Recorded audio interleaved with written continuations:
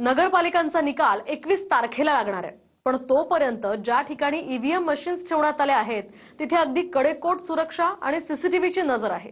तर गोंदियांच्या सालेकसामध्ये ईव्हीएमचे सील तोडल्याच्या मुद्द्यावरून तक्रार करण्यात आली आणि या तक्रारीनंतर निवडणूक अधिकाऱ्याची हकालपट्टी झाली आहे। पाहुयात यावरचा एक रिपोर्ट।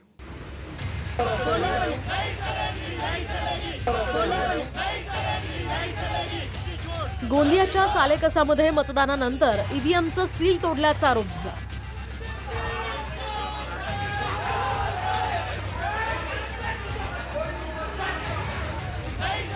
त्यानंतर महाविकास आघाडीनं सलग दुसऱ्या दिवशी आंदोलनाचा पवित्रा कायम ठेवला। ईव्हीएम मशीनचं स्विच बंद आहे की नाही हे तपासल्याची कबुली निवडणूक अधिकारी मोनिका कांबळेंनी दिली आणि कारवाईसाठी विरोधक आक्रमक झाले। मला तुम्हाला सांगायचं, मशीन उघडली, व्हिडिओ रेकॉर्डिंग आहे, तुमचं म्हणणं की विश्वास नाहीये, पण मला सांगा, माझं काम मी सांगते। व्हिडिओ ओपन केलं, स्विच ऑफ आहे की नाही चेक केलं, पुन्हा लावलं। यानंतर कारवाईची मागणी करत विरोधकांनी तहसील कार्यालयावर मोर्चा काढला। अखेर मोनिका कांबळेंची हकालपट्टी करण्यात आली आणि महाविकास आघाडीनं आंदोलन मागे घेतलं।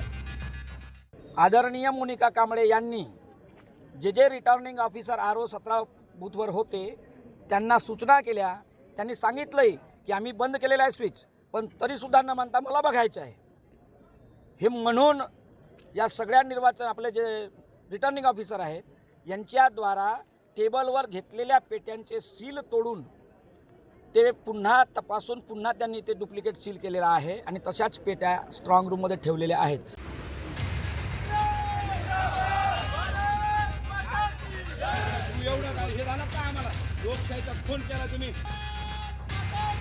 परळीत सुद्धा ईव्हीएम ठेवलेल्या स्ट्रॉंग रूमच्या बाहेर पाहणी करण्यासाठी आलेल्या शरद पवारांच्या राष्ट्रवादीच्या पदाधिकाऱ्यांसोबत पोलिसांची बाचाबाची झाली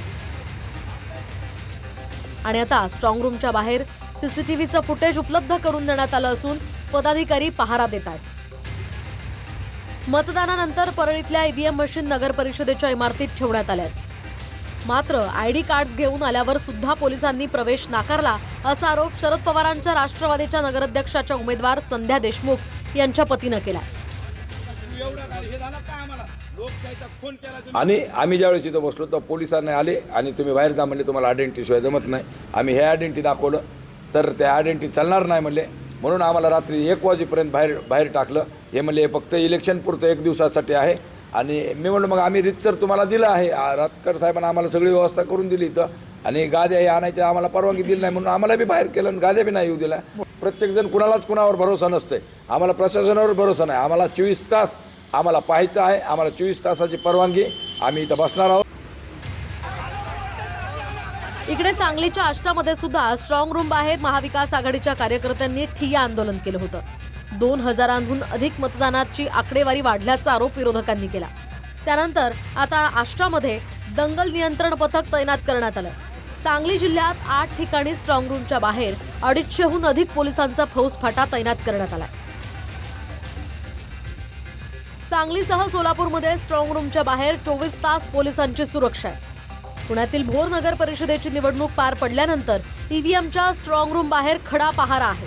तसंच राजकीय पक्षांच्या प्रतिनिधींना सुद्धा पाहणीची मुभा देण्यात आली आहे। वाशिम जिल्ह्याच्या रिसोड नगरपालिकेसाठी सुद्धा 2 तारखेला मतदान झालं। तिथेही सीसीटीव्ही आणि पोलिसांच्या निगराणीत ईव्हीएम ठेवण्यात आले।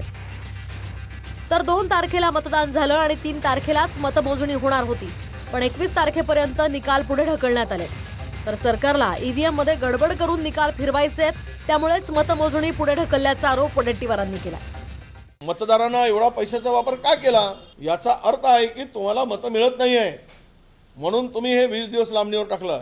राज्य सरकार का जात नाही, राज्य सरकारच्या वकिलांनी का भूमिका तिथे मांडली नाही की तुम्ही हे जर निवडणुका लांबणीवर टाकलेत मतावर परिणाम होईल, मग उद्या जर जिल्हा परिषद झाले आणि हे निवडणुका यांनी जिंकल्या तेव्हा परिणाम होणार नाही।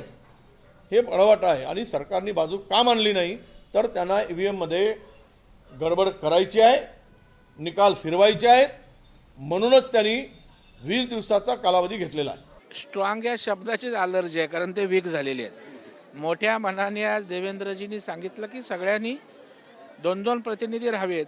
लोकशाहीत या सगळ्या गोष्टींना सामोरं जायचं असतं, पण प्रत्येक गोष्टीत कुसपट काढायचं हे त्यांची प्रवृत्ती झाली आणि म्हणून ज्यांचा आत्मविश्वास हरवला आहे, मनाने हरलेत, ते मला वाटतं असेच हरल्यासारखे सतत वागतायत, बोलतायत. 264 नगरपालिकांच्या ईव्हीएम ज्या स्ट्रॉंग रूमच्या बाहेर ठेवण्यात आल्या आहेत त्या बाहेर पोलिसांचा कडेकोट बंदोबस्त आहे. पण विरोधकांना असा पहारा पुढचे 16 दिवस द्यावा लागेल. Bureau report, TV9 Marathi.